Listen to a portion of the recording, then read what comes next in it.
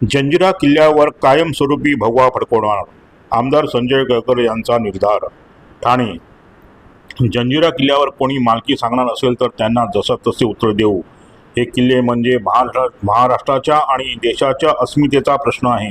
त्यामुळे सह्याद्री प्रतिष्ठानतर्फे आंदोलन सुरूच ठेवून कायमस्वरूपी भगवा झेंडा फडकवल्याशिवाय स्वस्थ बसणार नाही, असा इशारा आमदार संजय केळकर यांनी दिला. जंजिरा किल्ल्यावर कायमस्वरूपी भगवा ध्वज फडकविण्यास परवानगी द्यावी या प्रमुख मागणीसह सह्याद्री प्रतिष्ठान हिंदुस्थानच्या वतीने गुरुवारी सायन येथील केंद्रीय पुरातत्व विभागाच्या कार्यालयासमोर तीव्र निदर्शने करण्यात आली. महाराष्ट्राच्या विविध विभागातून मोठ्या संख्येने दुर्गसेवक मुंबईत दाखल झाले होते. सह्याद्री प्रतिष्ठान हिंदुस्थानच्या माध्यमातून गेली अनेक वर्ष महाराष्ट्रातील गडकिल्ल्यांचे संवर्धन, स्वच्छता, जतन व ऐतिहासिक वारसा जपण्याचे कार्य सातत्याने केले जात आहे. याच पार्श्वभूमीवर जंजिरा किल्ल्यावर कायमस्वरूपी भगवा ध्वज फडकविण्यास परवानगी मिळावी अशी मागणी प्रतिष्ठानचे संस्थापक अध्यक्ष श्रमिक गोजमगुंडे यांच्या मार्गदर्शनाखाली केंद्रीय पुरातत्व विभागाकडे करण्यात आली होती. मात्र ही मागणी विभागाकडून नाकारण्यात आल्याने महाराष्ट्रातील दुर्गसेवक आणि हिंदुप्रिय नागरिकांमध्ये तीव्र नाराजी व्यक्त करण्यात आली. या पार्श्वभूमीवर सह्याद्री प्रतिष्ठानचे महाराष्ट्र प्रदेश अध्यक्ष आमदार संजय केळकर यांनी आपली परखड भूमिका स्पष्ट केली. स्वातंत्र्यानंतर सर्व किल्ले हे देशाच्या मालकीचे झाले आहेत. त्यामुळे कोणी यावर मालकी सांगू नये, अन्यथा जशा तसे उत्तर देऊ. किल्ल्यात कायमस्वरूपी भगवा झेंडा फडकवणे हा अस्मितेचा प्रश्न आहे.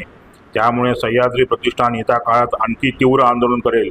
आम्ही केंद्रीय पुरातत्व खात्याला विनंती केली असून जोपर्यंत जंजिरा किल्ल्यावर कायमस्वरूपी भगवा झेंडा फडकत नाही तोपर्यंत आम्ही स्वस्थ बसणार नाही, असा निर्धार श्री केळकर यांनी व्यक्त केला.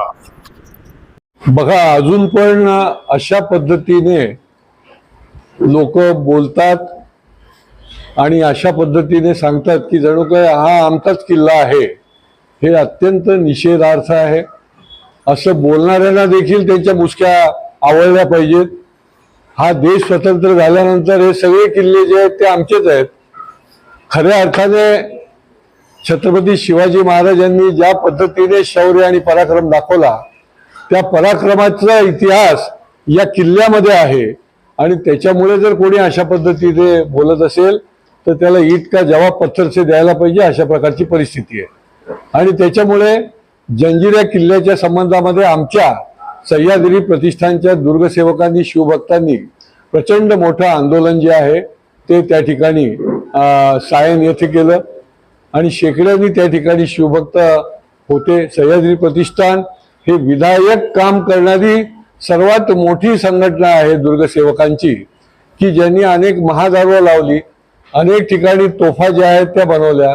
पुरातत्व खात्याच्या मार्गदर्शनाखाली आणि परवानगीने अनेक किल्ले जे आहेत, जे ढासळलेले असतील, ज्या ठिकाणी काही गोष्टी कमी असतील, त्या ठिकाणी सह्याद्री प्रतिष्ठानने हे काम दुर्गसेवकांनी, शिवभक्तांनी केलेलं आहे. आज जंजिऱ्यावर आम्हाला भगवा फडकवायचा आहे. आम्ही तिरंगा फडकवला, परंतु जंजिऱ्यावर हा भगवा फडकला पाहिजे. हा छत्रपती शिवाजी महाराजांचा भगवा आहे. हा त्याग, तपश्चर्या आणि परिश्रमाचा भगवा आहे आणि त्याच्यामुळे त्याची परवानगी मिळावी, त्याच्याकरता दुर्गसेवकांनी हे आंदोलन मोठ्या प्रमाणामध्ये त्याला केलं. माझी खात्री आहे, मी केंद्रीय पुरातत्व खात्याला देखील पत्राद्वारे आणि प्रत्यक्ष बोलून त्यांना देखील विनंती केलेली आहे की हा आमच्या अस्मितेचा प्रश्न आहे. केवळ एक ध्वज फडकवण्याचा प्रश्न नाही, तर हा छत्रपती शिवाजी महाराजांच्या, शिवभक्तांच्या अस्मितेचा प्रश्न आहे.